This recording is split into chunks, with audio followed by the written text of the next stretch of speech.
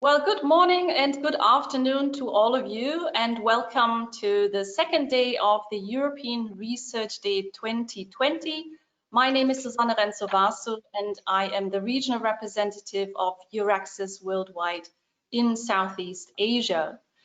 The European Research Day is, of course, our annual flagship event. It is meant for you, the research community in Malaysia and across Southeast Asia, to find out what the opportunities are for you to work with European collaborators, or maybe to spend part of your research career in a European country. And we will hear later in a few minutes about a very interesting, very innovative country, the Netherlands, and the many opportunities that are available for you to spend some time there, or maybe work with partners in the Netherlands. And I think, given that this is an unusual year, we would normally be meeting in a conference hall and not online in our own living rooms. I think this is our job also to reassure you a bit. I know young researchers are finding the current situation particularly concerning. They don't know how the restrictions are affecting their career development, given that mobility is restricted. And I think this is why this European Research Day comes at an opportune time to really remind ourselves that research remains borderless, that opportunities are still there, and that Europe remains open for international research talent. I wanted to open this session by sharing a short presentation with you, just 5 minutes, about Euraxis. And I want to do that because Euraxis really is a wonderful opportunity for you to find out what is happening in Europe for you and how you can get in touch with potential collaborators. So Euraxis really is a one-stop information and support tool. This is a project that is funded by the European Commission, but is supported by currently 36 European countries. Of course, the Netherlands is one of them. And what you find in that one-stop information and support tool is information about funding. So if you click on today, I just checked, there are really thousands of research jobs, fellowships, and funding opportunities that are offered by the various national funding agencies across Europe, and of course by the European Commission. You also find a partnering tool, and I know this is a big obstacle for early career researchers that are trying to expand their network, and they're not entirely sure how to identify potential collaborators. Creating visibility for yourself is really a key that you always hear from the more senior researchers. You need to be visible somewhere that potential collaborators can find you. And this partnering tool, I really recommend for you to use it, sign yourselves up, so that individuals, researchers, but also organizations across Europe can find you and can get in touch with you, and of course, vice versa. Euraxis also hosts a hosting database. Now, this is very important. Keep that in mind when you're listening to our speakers talk later on. There'll be lots of fellowships and funding opportunities, but often the onus is on you as the applicant to find a university or a supervisor in Europe, in the Netherlands, that would host you. So the hosting database gives you information about opportunities, about calls from supervisors in Europe, from universities in Europe that are looking for international researchers to come and spend some time at their institution. Euraxis also provides a lot of information about living in Europe as a researcher.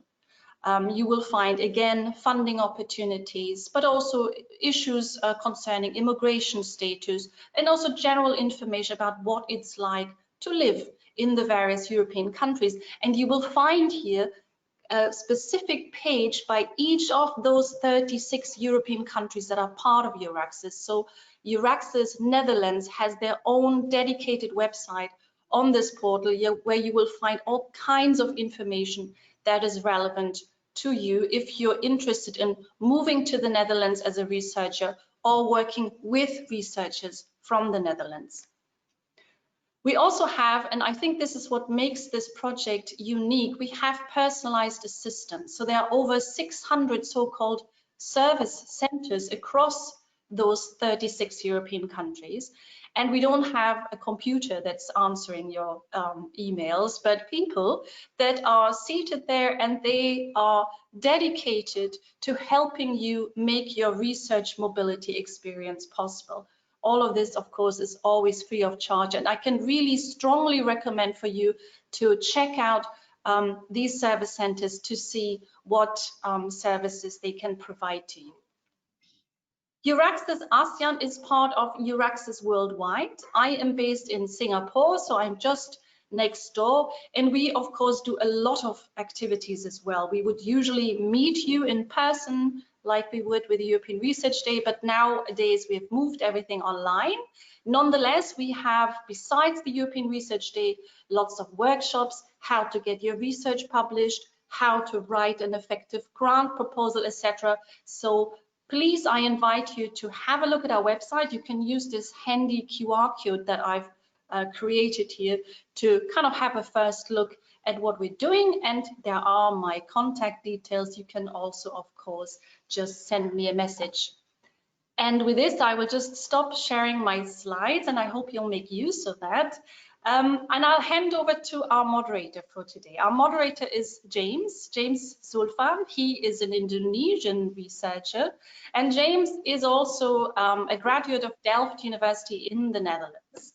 Now, with this, I will hand over to James to say a little bit about himself, because he has ties to Nuffic-Neso, I just found out, and to handle this session from now on. Thank you, James. The floor is yours. Yes. Thank you, Susan.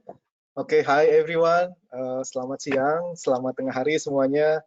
So yeah, as introduced by Susan, my name is James. James Zulfan, and currently I am an engineer and I'm working at the Ministry of Public Works and Housing in Indonesia. And in 2017, I got my master degree from IHE Delft Institute with a major in hydraulic and river engineering. And yes, I got fully funded by the Nuffic-NFP scholarships. So yeah, I am one of the lucky one who got benefits from the Nuffic-Neso, because if I remember, in 2014, I got funded for training, a 1-month training in the Netherlands from the StoNet program from Nuffic, and a year after that, I got my master scholarships by the Netherlands Fellowship Program, also from Nuffic, for 2 years. So yeah, this opportunity, I would like to thank Nuffic-Neso Indonesia for giving me the opportunity to taste the research and also the educations in the Netherlands. So, and yeah, for the records, the Netherlands was still my favorite countries in Europe. So whenever I travel to Europe, I always make times to spend maybe 1 or 2 days before I got back to Indonesia. And yes, last year's in 2019, luckily I won the Euraxis Prize 2019 after I won the final falling wall slab competitions in Indonesia, in Jakarta, and also I got a chance to win also the Euraxis Prize. And why this is interesting, because the Euraxis Prize allows me to travel to Europe again. For me, it's like a European tour, because yeah, I went to 4 different countries to meet and see the top universities and laboratories, to making connections and sharing knowledge, meeting the professors and the researchers. So why this is important? Because for me, since I am now looking for the PhD positions, and you know, one of the struggle for the PhD hunter is to making connection with the potential professors, right? Sometimes the professor is busy and you cannot have a connection with him, but this Euro Access Prize allows me to be able to meet in person with the potential professors and to discuss the research project directly. So yeah, this is important. So knowing the available scholarship funded is really important. So yeah, as you say, if you are interested in the Netherlands, so this is a good time because in today's sessions, we will zoom in to discuss about the Netherlands. This is the country which is known for its excellence in research infrastructures, and the research institutions in the Netherlands host many international researchers. In fact, the country is among the top 3 European countries to host grantees of the prestigious European Research Council, or we call ERC, at its institutions. So yeah, joining with us today is Dr. Peter van Tuijl. He is the director of Nuffic-Neso Indonesia, who will introduce us to many opportunities to carry out research in the Netherlands. So good morning, Peter. Good morning. Yes, good morning. Siang. Hi. So yeah, before I invite Peter to share his presentations, just a quick reminder for all the participants, because this is an interactive sessions. So use these opportunities to asking all of your questions and doubt maybe to all the panelists, and please write it down in the question box, and we will try to answer it one by one later after Peter's presentations. So thank you, and yeah, Peter, whenever you are ready, the floor is yours. I'm ready. Thank you very much, Suzanne. Thank you very much, James, for the kind introduction. My name is Peter van Tuijl. I am based in Jakarta, working as director of Nuffic-Neso, the Netherlands Education Support Office. You see here a picture of the Nuffic headquarters in The Hague. Nuffic is the Netherlands Organization for International Education. We do education and research promotion. We promote institutional cooperation between academic institutions. We manage the network of Holland alumni, and I'm happy to share with you that there are tens of thousands of people all over Southeast Asia that have studied in the Netherlands, and we also manage scholarships, master degree scholarships.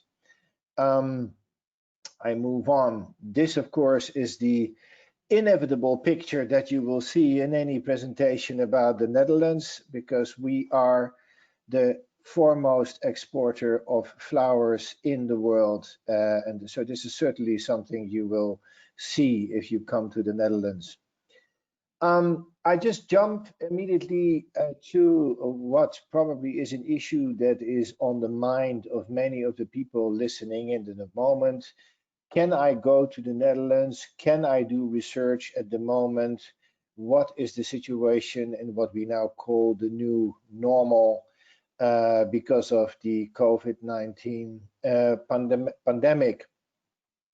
The answer to that question is that universities in the Netherlands are all open and active. Like in many other countries in the world, people, students, researchers follow measures to constrain the spread of the virus. So we keep distance, we wash hands, we are careful, but in general, universities are open. They and of course, people that have symptoms cannot come into the institutions, as I said here. Most institutions at the moment provide forms of what is called hybrid education. So there are no large meetings, no large groups of students at one time in a room, but smaller working groups often take place, and certainly individual contacts between researchers, students, and teachers and professors. So the academic community in the Netherlands is fully operational in that sense. That is also true. In other words, it is facilitated by the legal situation for most countries in Southeast Asia with passport holders from countries like Malaysia, Thailand and others. They cannot go directly to the Netherlands, but students and researchers are specifically exempted from this. So if you want to apply for a visa, you can apply at the Dutch embassy in your country, and you will be allowed to come to the Netherlands. My office has been supporting hundreds of students over the past couple of months to obtain their staying permits in the Netherlands to study there. So you can go to the Netherlands. It comes with a number of conditions that are unfortunately inevitable in the new normal. I move to the question, why would you consider the Netherlands if you're interested to pursue a PhD? The Netherlands, to make a long story short, basically makes a good offer because most of our research universities are classified in the top 200 of the different rankings that exist, such as the Times New World. Dutch universities receive considerable amounts of EU funding, have large output of scientific articles and scientific citations.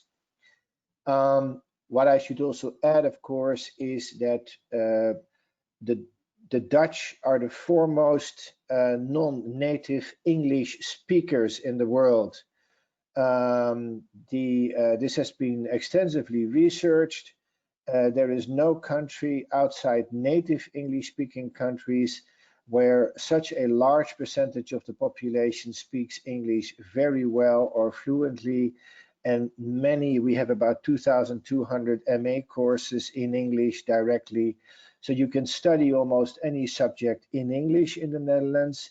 And if you live in the Netherlands, go around in the Netherlands, you will have absolutely no problem if you do not know the Dutch language. It is also not an obligation to learn the Dutch language to study or to do research in the Netherlands. It is simply not a problem.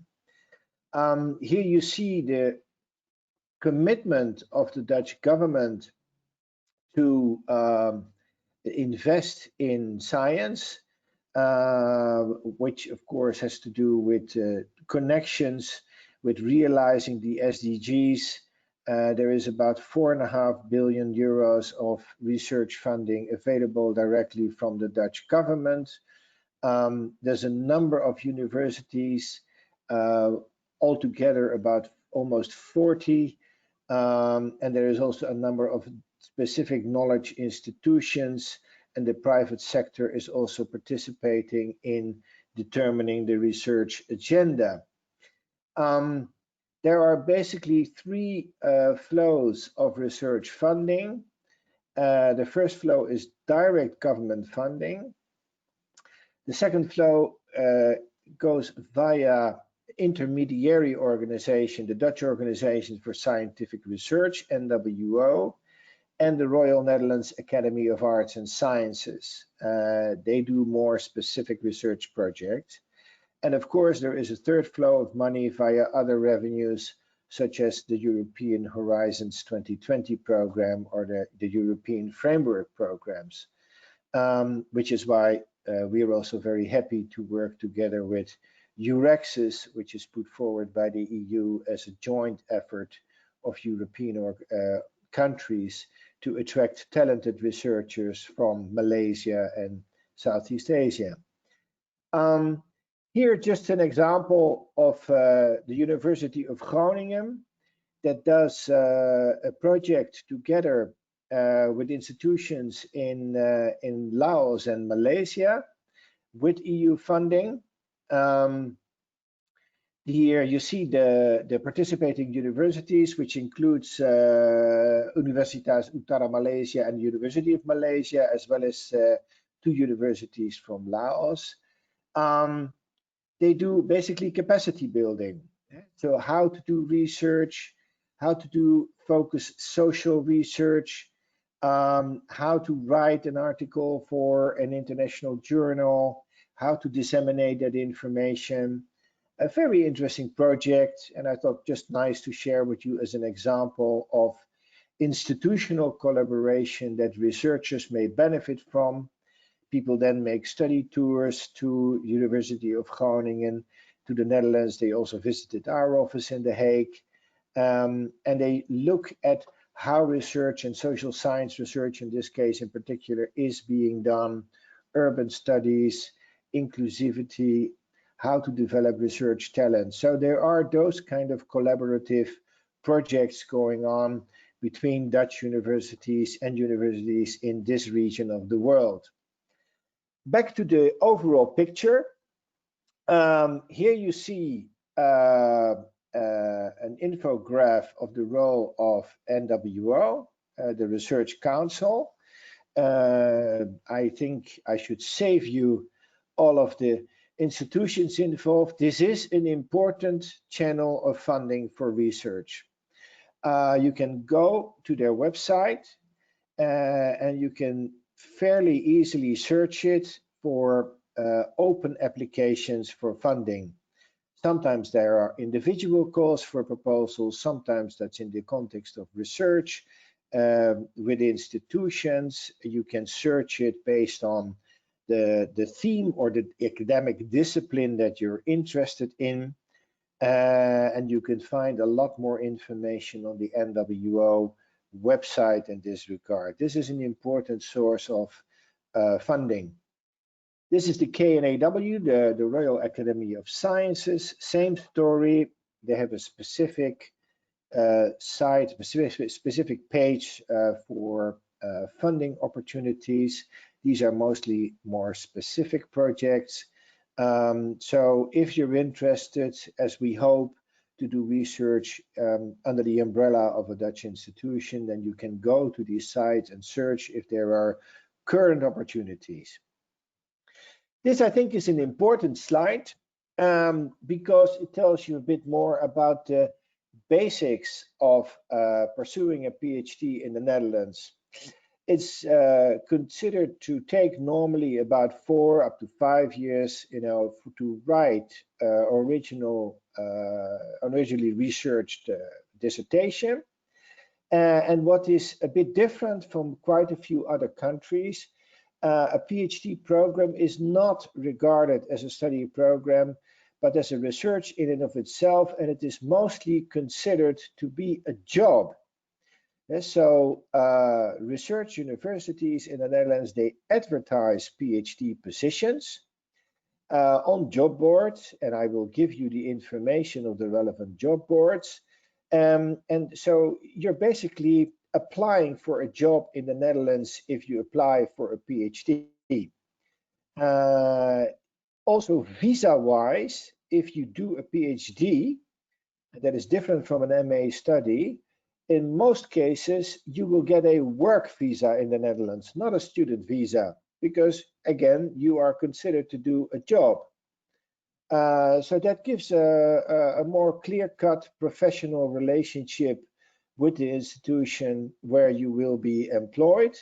And the salary is enough, certainly, to keep you going as an individual, but also for you and your family. It comes with certain additional benefits. Of course, it is also possible, if you're lucky enough, to come with your own research grant. It is also possible to do a PhD next to your job. That usually takes longer, because if you do a job, you cannot spend as much time on doing the research, but those are possibilities. So that tells you a little bit about how doing PhD research is principally perceived in the Netherlands. Here you have the 2 most important job boards.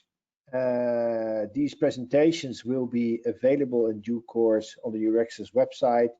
So you can either take a picture with your camera of these 2 sites, or you will see, or you can find it back in the presentation. Academic transfer is really important. They gather all of the open PhD positions all over the Netherlands in any academic discipline. This is pretty well coordinated. Here you see the Fact Cards website. Which also provides information about how to move to the Netherlands, what you have to do to live there, which is not very complicated. We don't find many people having problems with that. Here you have the overview of all of the different kind of issues that you might want to have an interest in. This is the academic transfer website. There you can also type in keywords or scientific field that you're interested in to search for opportunities. This is an example of a PhD workshop, a China virtual event that will happen in November.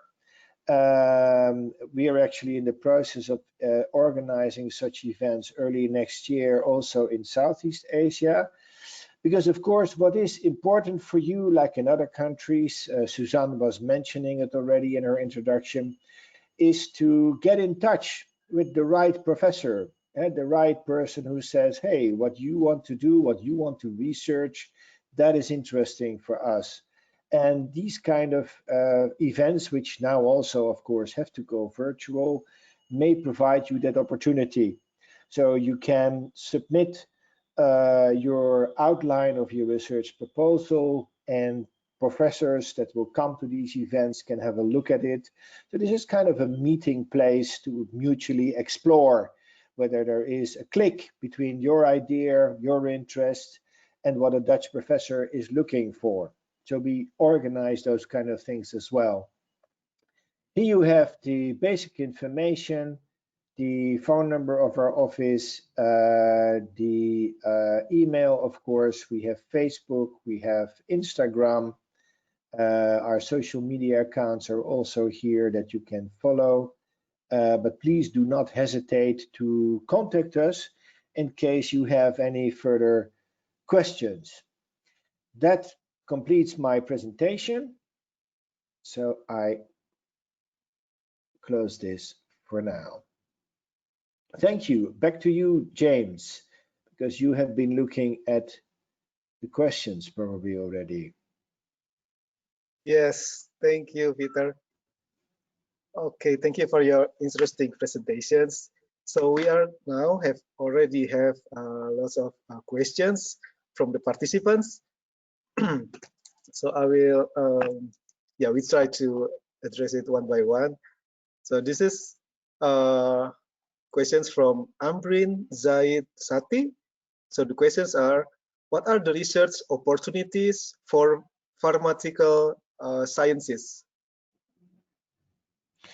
Okay. The best that you can do if you're interested in a specific field is to go to the Study Finder website, which is also in the presentation. There you can find the relevant universities that offer these kind of fields of study. In the case of pharmaceuticals, that would be Nijmegen, that would be Rotterdam, and a couple of others. So that could be your initial entry point to learn which universities, and that is the one website where you find all academic studies in the Netherlands, studyfinder.nl. Very simple, easy to research. Yeah, true. I mean, based on also my experience, the website, the Study Finder, is really practical, really practice. So it's really easy. You just have to check what is your major interest, and then you can find all of the resource inside the websites. Yeah, this is true. Okay, next questions is from, wait, wow, we have lots of questions here. Let me just interrupt a bit. Okay. Now,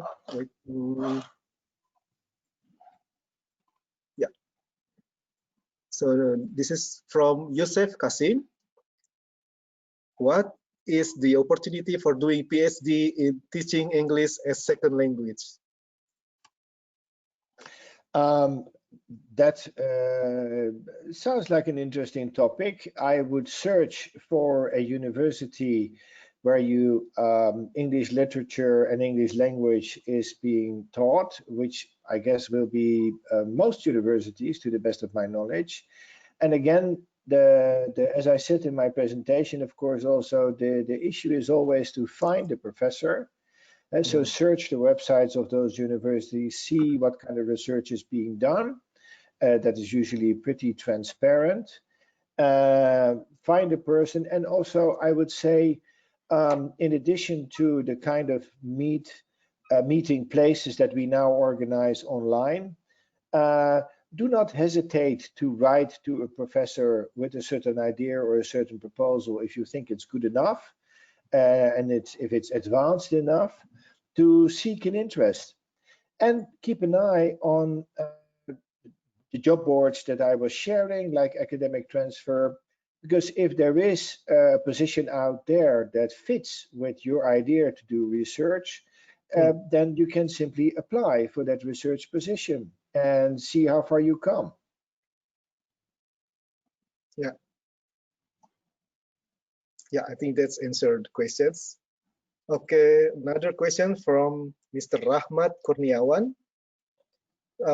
Yeah, the question is this grant open for bachelor, master, and professional level such as MD, DO, etc.? The research funding, of course, normally is given to people who have reached the MA level already. Yeah.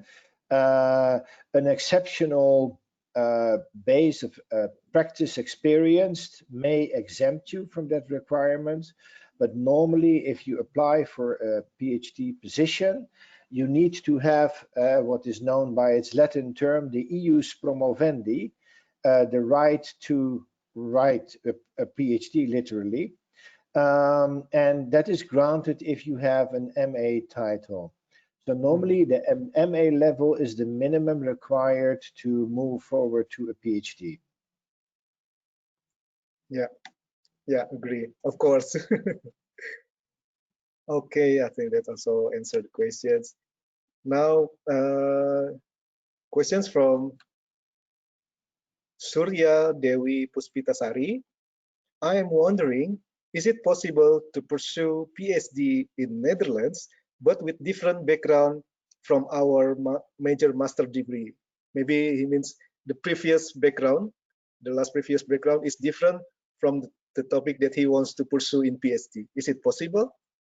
Yes, that is possible. That is definitely possible. It would, of course, be a bit strange if there is a total disconnect. If, let's say, somebody who has studied social sciences all of a sudden wants to do a PhD in medicine, that would be strange. But there is a great tolerance for people to move on in their studies. And the focus is really on the quality of the research proposals and how interesting it is, the research that you want to do. So there is quite a bit of tolerance in the fit between the academic background and what you want to, how you want to continue your study. Yeah, sure.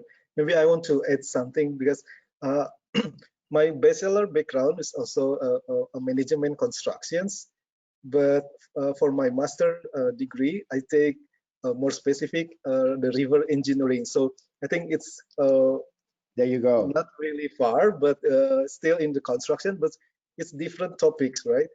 But yeah. What I want to, what I can bring onto the scholarship owner is that I have been, I mean, I have been working in that area for some years, maybe, and I have like a small research project on that area. So maybe this can also help us to become confident in submitting the applications. Right, and then you win the Eurexis prize. Yeah, thank you. Yeah. Okay, next question. next questions.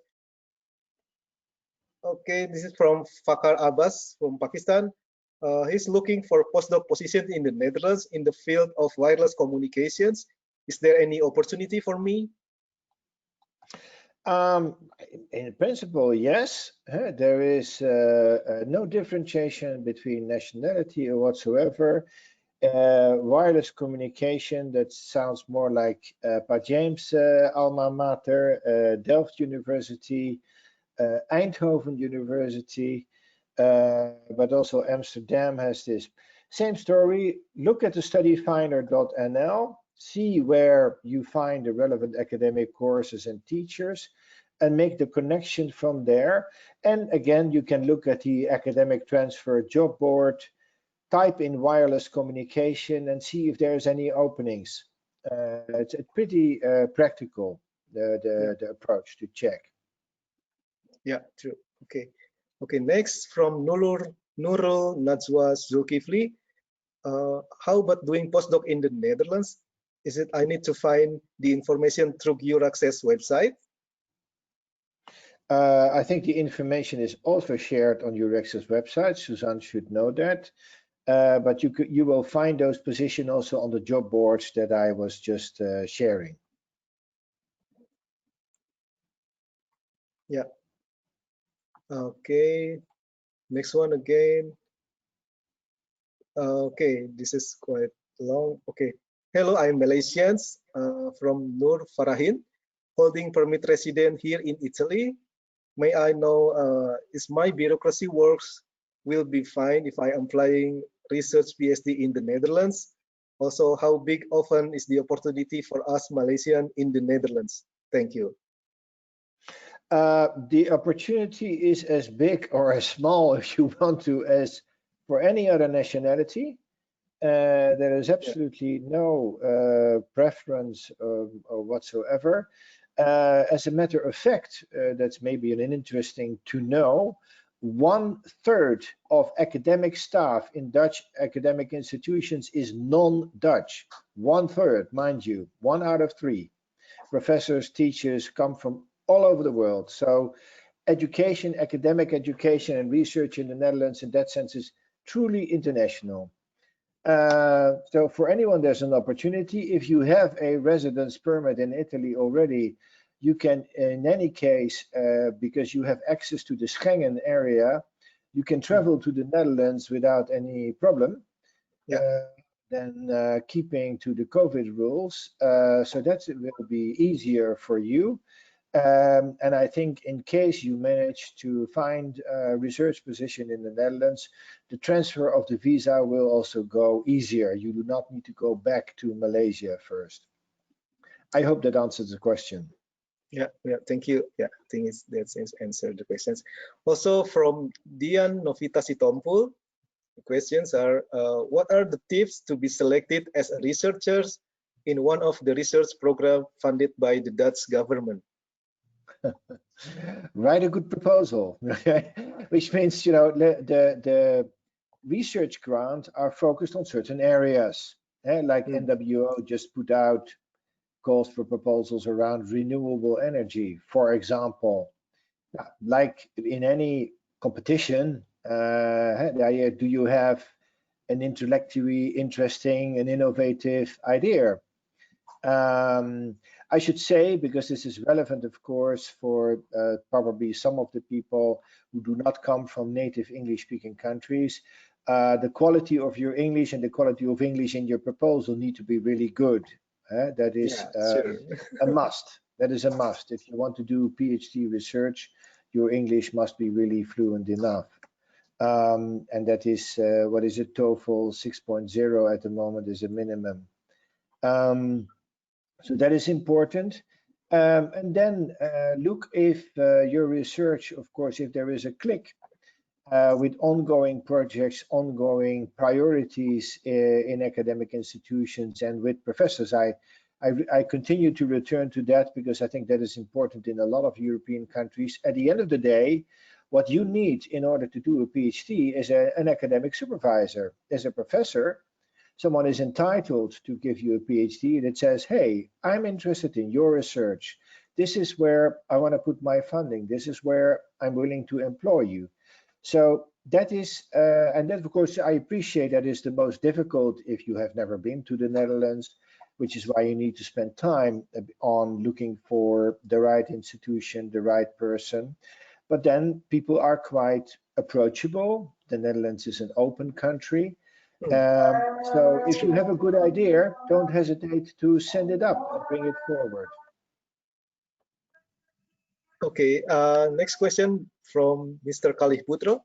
Is there any research priority set by the Netherlands government? And is it be easier to admit in research funding if this topic is related to their research priorities? The short answer is no. The Netherlands government finances all sorts of research in any kind of discipline, you know, even into very small, let's say, for lack of a better word, academic areas. I was just talking to someone from Vietnam who had written a PhD of 1,600 pages about medieval hand scripts. You know, so a very specific kind of field.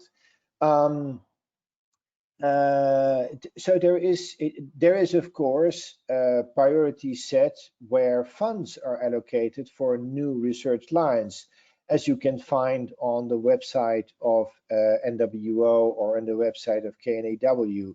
Those are spearheaded, but there is generic funding, and the first line of funding I was talking about in my presentation that go to all universities, where all sorts of research is being funded. It's I would say reason out of your own interest, your own wishes, your own desire, your own idea for a research. Stick to that and do not take doing PhD research as, you know, something to make the funder happy. You know, it should make yourself happy and your country happy, and you should pursue your own passion, if you wish, because that will be more convincing also if you write your proposal, if you can put your heart and your brains really into it, and that will convince a professor. Okay, next question from Chuan Wei. Is there any platform that could provide information for research collaborations? That is in particular those websites of NWO and KNAW. There you see calls for proposals for research projects between Dutch and Asian universities, for example. You will find that information on those websites.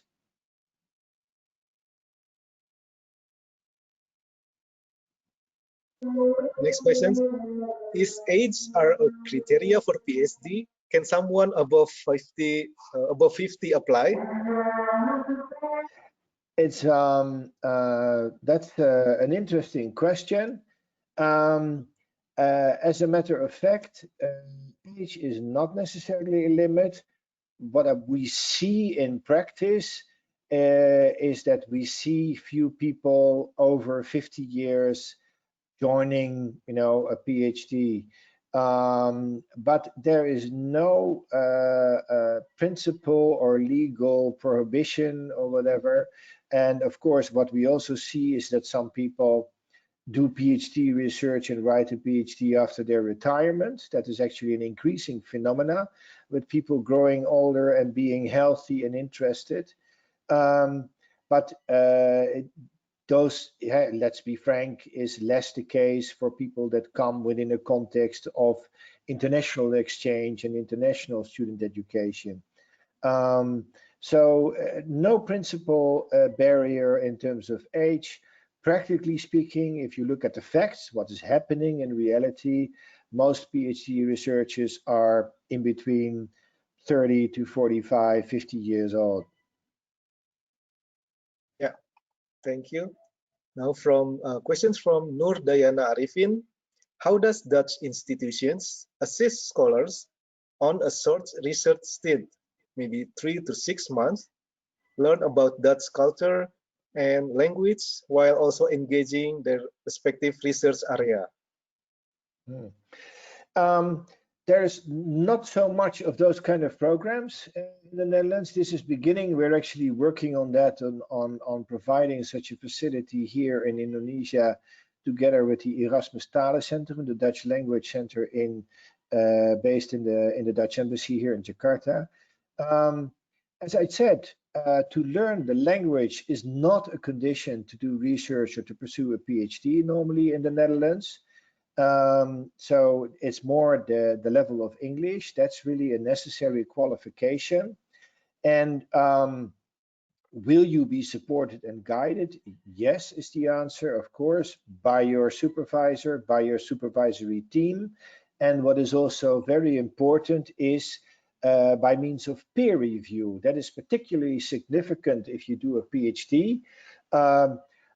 Practically every university creates smaller groups of PhD students from different countries, obviously, that do research in like-minded fields. Yeah, so let's say Wageningen University will have a group of first or second year PhDs that meet on a frequent basis, that share problems, that share lessons learned, that help each other, that review each other's work, etc. And that proves often to be a very useful way of providing support, because that's what I get from the question. It's like, okay, am I alone out there, or what kind of support do I really have?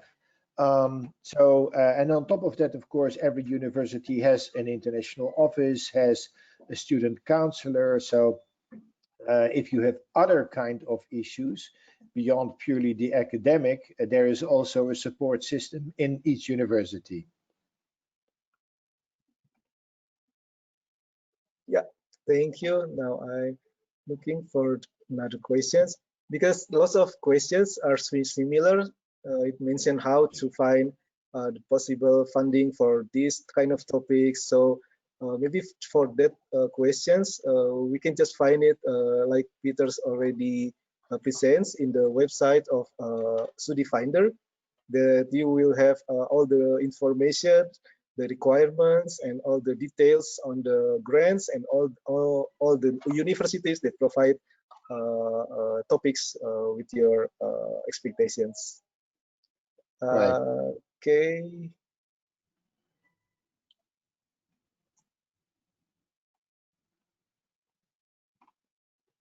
Yeah, because yeah, lots of similar questions. Let me see about. Yeah, so this is Astari Minarti. So he is, yes, he got master degree from Germany 8 years ago in environmental science, and now working on PhD proposal in urban environmental. And she is now planning to email some related professors in the Netherlands. So after she got the Dutch supervisor, am I eligible to apply for the Nuffic-Neso? The Nuffic-Neso at the moment does not have lines of funding for PhD research.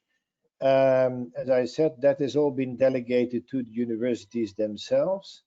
So you would have to look at the academic transfer, or what I would rather advise, certainly if because you have passed that critical point then of finding a supervisor, or finding a professor that says, I'm interested to supervise your PhD research, to talk with him or her and discuss if that research can be funded within the first stream, and in other words, can be advertised, or probably not advertised at that point, but if they can directly then fund your research and offer you a contract of work, as I try to explain in my presentation, because that is the status of most PhD research in the Netherlands.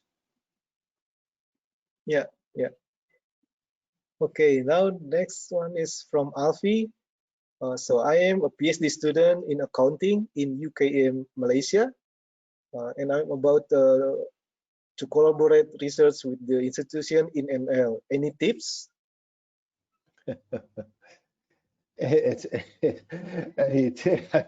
I mean, do a good job. And if you want to go to the Netherlands, don't be afraid, because the Netherlands is really open to people from Southeast Asia. You know, this is there is, as people I guess know, the Netherlands especially has a history together with Indonesia. The story that I always tell is that when I was working in The Hague and cycling to my office, as you do in the Netherlands, I cycled for about 25 minutes. And during the 25 minutes, I passed 12 Indonesian restaurants. So, you know, there is no lack of Asian food in Holland. That you know, you can feel comfortable, and again also because the language barrier is not very significant. You move, if you go into a Dutch shop, people will talk English to you. It's not a problem. So that is that's the easy part of it, so to say. Maybe James, on that Yes. positive note, maybe if we take one final question. Yes. Okay. Now this is final questions, maybe from Safwan Galib. So, is there any complication to get the visa to NL if you are from the country in the Middle East? Is there any maybe problem or something? No, no. All I can say is, look, everybody is appreciated, and what I get from the question is like, are some countries being looked upon with greater suspicion or so? No, I mean the Dutch immigration runs a normal check on everybody when it comes to let's say kind of a background check, but there is no differentiation between any country. And you know, some of our best students come from countries of conflict, of countries with problems, because there is talent everywhere, and we do not discriminate. Yeah, thank you. Yes, that's true. Thank you. Okay, so I think there is. We also have. I mean, running out of time. So thank you, Peter, for answering the questions. My pleasure. And I hope it was helpful. Yeah. Thank you all the participants. And now I'm handing back to Susan, please. Yes, thank you so much, James, for moderating this, and thank you so much, Peter. I think what we've learned is there are so many opportunities, but you have to put a little bit of effort into it. So a lot of the questions I've been looking at it online are the same. It's always a question, is there an opportunity in my specific field? And I think the answer we received from Peter is yes, there very likely is. You have to look at the resources that are available, and we've seen there are lots of online portals where you can find out for yourself where the research is being done across the Netherlands, where the major institutions and supervisors are seated, and also the corresponding funding opportunities. Maybe to add something, Peter, the Netherlands university system also has a very strong administrative structure. So there's always a research support office, there's an international relations office, there's a grants office, and they play a major role also, I think, in helping international students find funding and help them, you know, get supported throughout their stay.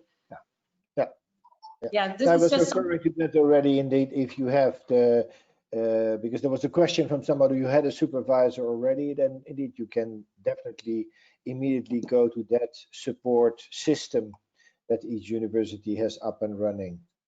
Absolutely, and there were a few questions also about different research career opportunities. I just had a quick sneaky peek at the Euraxis Netherlands website, just looking at the job opportunities, and there's currently almost 400 open vacancies across the Netherlands, from PhD up to experienced researchers. So obviously there are opportunities for you, and we do hope that you will make use of some of them for your career development and also for your international collaboration efforts. And I think with this, it's time to say thank you to our speaker, Peter, and to our moderator, James. My pleasure. You're both in Indonesia, so I hope you have a nice lunchtime and then afternoon ahead of you. And to our audience, you will receive the recording, you will receive the slides, and then it's up to you to make something out of these opportunities. So with this, have a good day, everyone. Stay safe, and we'll see you soon. Goodbye. Okay, thank you. Bye. See you soon. Bye.